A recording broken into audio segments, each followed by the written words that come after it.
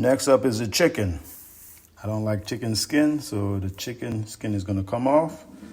Then we're gonna season it with the all-purpose, my favorite. Then we will use a South African smoke. Then we'll use the Greek seasoning. This is also an excellent seasoning. Then we'll use the adobo. The chicken has been prepared. Now it's time to put the seasoning on. So I like to start with the adobo.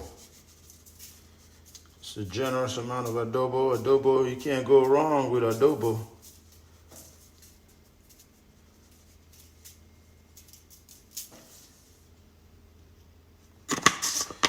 So next step is to put the Kinder's all-purpose.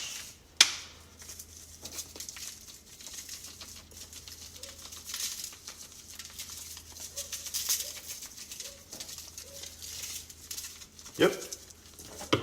One of my favorite seasoning, the Greek seasoning. You can use that for anything. Very good. Just add it in there. Then you add the South African smoke. You get this from Trader Joe's.